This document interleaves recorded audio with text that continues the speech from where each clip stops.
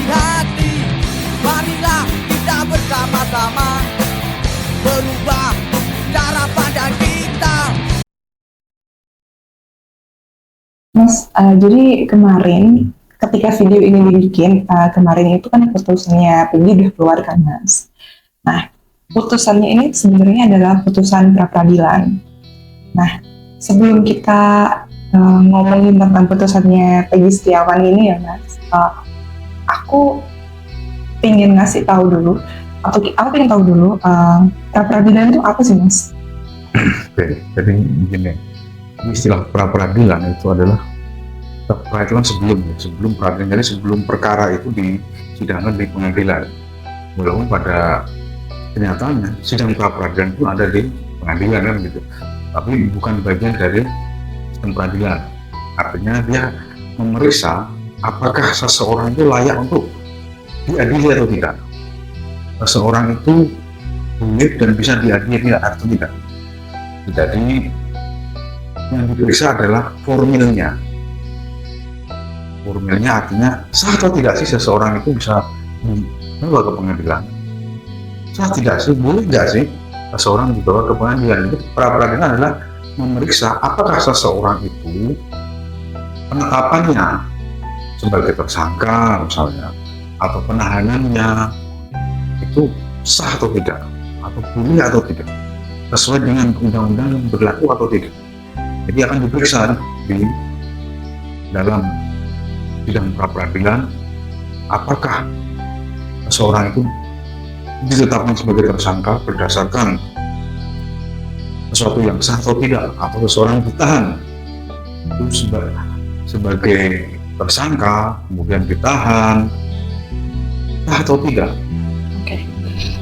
Jadi sebenarnya pra-peradilan ini tidak mencari kebenaran material ya, Mas, karena kan peradilan pada umumnya kan mencari kebenaran sesungguhnya.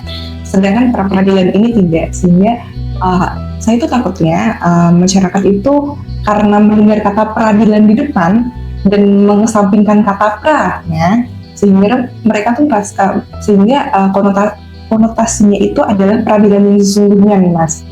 Ya, jadi kita harus ngomongin dulu bedanya pra-peradilan dengan peradilan supaya tidak miskonsepsi nih, Mas. Nah, kemarin itu kan Peggy itu kan sudah selesai putusan pra-peradilan nih, Mas. Ya, betul.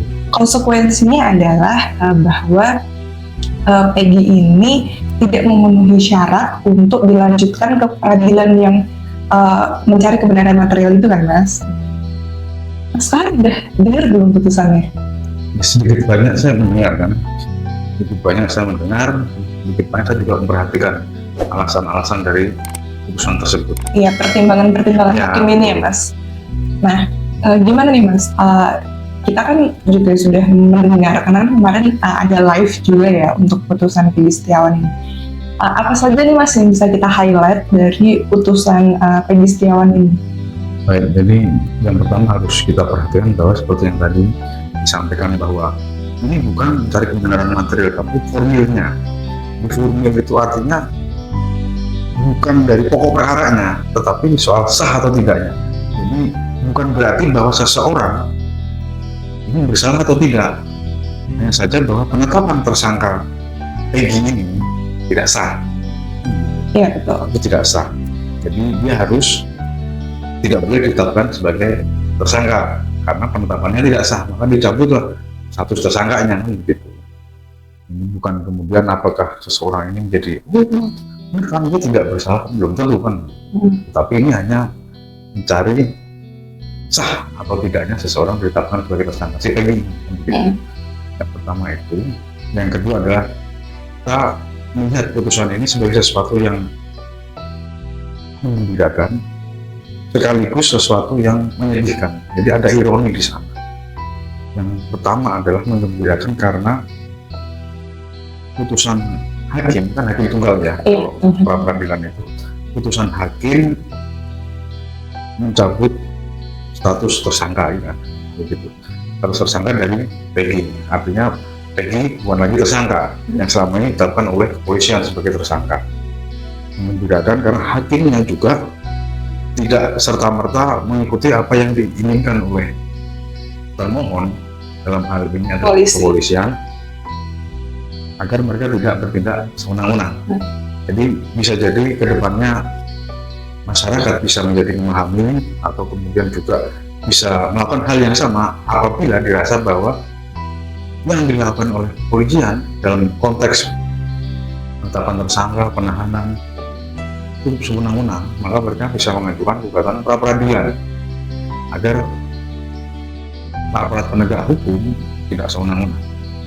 Yang kedua adalah menyedihkan karena salah satu yang kemarin dibacakan oleh hakim ya, Pertimbangan hakim yang paling krusial nih Ya. sebenarnya. salah satu dari pertimbangan hakim yang dibacakan kemarin yaitu jawaban termohon, jawaban kepolisian yang mengatakan bahwa kadang-kadang mereka atau biasanya mereka tidak memerlukan surat panggilan, tidak menggunakan surat panggilan, tidak mengirimkan, tidak menyerahkan surat panggilan kepada seseorang yang akan dijadikan tersangka. Apa baru disangkakan Ya. sebenarnya?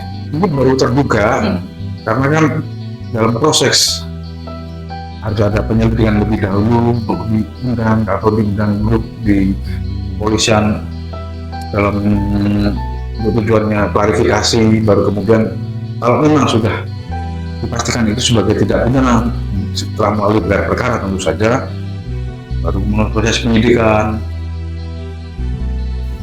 Sebelum kita lanjutkan pembahasan selanjutnya, jika Anda ingin melakukan konsultasi hukum dengan kami, bisa datang ke kantor kami atau hubungi alamat email kami. Kemudian baru diserahkan kepada kejaksaan dan seterusnya. Jadi pada awalnya itu tidak ada kan, kemarin tidak ada panggilan kepada PG ini untuk diperiksa dulu, diklarifikasi benar tidak. Baru kemudian kalau memang terbukti setelah pemeriksaan itu, kemudian menetapkan PG sebagai tersangka. Tapi panggilan-panggilan, bahkan panggilan sebagai tersangka pun tidak pernah ada. Yang dilakukan polisi itu hanya datang ke rumah ibunya Peggy dan menanyakan di mana keberadaan Peggy. Nah, itu yang menyedihkan buat saya. Kebiasaan-kebiasaan seperti itu dijadikan dasar jawaban ketika gugatan pra peradilan. Ini sangat menyedihkan. Sesuatu yang mereka tahu sebenarnya itu salah, tapi karena dilakukan berulang-ulang, sering dilakukan oleh aparat penegak hukum yang seharusnya menegakkan hukum, ini dianggap sebagai sesuatu yang benar dan boleh-boleh saja, sah-sah saja dilakukan. Untung saja majelis ya, bukan majelis, hakim tunggal hakim yang kemarin memimpin persidangan itu menyampaikan bahwa tetap itu tidak bisa dilakukan, tetap tidak boleh, harus ada surat pemanggilan lebih dahulu untuk diperiksa. Nah, ini harapan kita kan ke depannya aparat penegak hukum, bukan hanya kepolisian ya, kejaksaan juga harus bisa dong memastikan bahwa tersangka yang diserahkan dari pihak kepolisian, dari penyidik kepada jaksa sebagai penuntut, ini benar sah atau tidak pemeriksaannya. Karena bukan hanya sekedar penetapan tersangka yang tidak sah, penahanannya sah atau tidak, atau kemudian keterangan yang diberikan itu berdasarkan penyiksaan atau tidak. Nah, itu harus dipastikan, bukan hanya sekedar mereka menerima berkas dan dituntut di buka pengadilan sudah selesai. Agar hal-hal seperti itu tidak terjadi, agar tidak terjadi yang kemarin kita khawatirkan juga, peradilan sesat. Betul. Karena ini kan implikasinya bisa luas ini. Karena kalau PG kemudian dicabut tersangkanya, lalu kemudian harusnya ada PG yang lain dong. Betul. Dan terus harus dipertanyakan lagi 2 DPO yang dihilangkan polisi itu kemana? Ya. Karena konsekuensinya kan bisa jadi ternyata polisi melakukan kesalahan ya dalam melihat orang-orang ini. Bisa jadi putusan-putusan sebelumnya yang sudah berkekuatan hukum tetap yang kemarin-kemarin gimana? Apakah ini juga dipengaruhi dan terpengaruh juga ya dengan putusan PG ini, Mas? Nah, jangan-jangan yang kemarin sudah putus itu, yang sudah menjalani hukumannya, berangkat dari hal yang sama. Gitu kan? Yang tidak sah sebenarnya juga yang harus kita perhatikan di dalam pertimbangan putusan yang sebelumnya Kan ada nama itu, ada Peggy, ada siapa lagi tuh, Iya betul. ada yang 2 orang ini Iya, yang 2 orang DPO ini hilang. dicabut statusnya sebagai DPO ketika Peggy ini ditangkap gitu. Nah ini kan jadi ada persoalan baru nih kemudian. Iya. Ini gimana mereka atau apa statusnya mereka? Semakin terendah setelah putusannya atau semakin gelap? Kalau kemudian aparat penegak hukum tidak benar-benar serius dalam hal ini bisa berbahaya.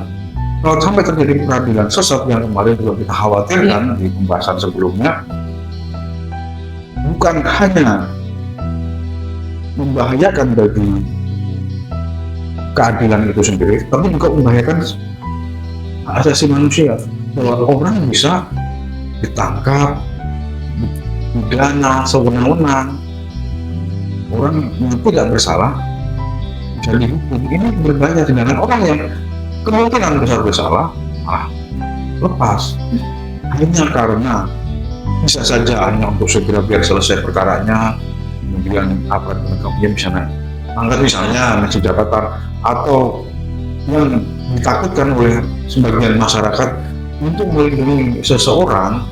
Nah ini juga berbahaya. Kalau hanya untuk kepentingan seseorang, ini bukan hanya sekedar bahwa orang terlindungi, ini adalah penyalahgunaan wewenang. Ini Abuse of power. tindak korup, Betul. korupsi politik dalam hal ini kan bisa saja karena jabatannya dia melakukan tindakan sewenang-wenang untuk kepentingan diri sendiri maupun orang lain, baik itu kepentingan ekonomi, kepentingan kekuasaan, kepentingan politik, atau agar terlepas dari jeratan hukum. Itu korupsi politik. Dan itu tidak bisa dibiarkan. Bukan hanya kepolisian saja yang harus bergerak, semua hal bergerak agar tidak terjadi hal seperti ini ke depannya. Iya. Iya betul. Kita harap ya Mas, sebagai praktisi hukum, ini akan menjadi jalan terang dan akan menjadi presiden yang baik untuk setelahnya. Dan kita harap ini menjadi simbol atau menjadi cahaya untuk orang-orang yang mencari keadilan, bahwa masih ada keadilan di dunia ini.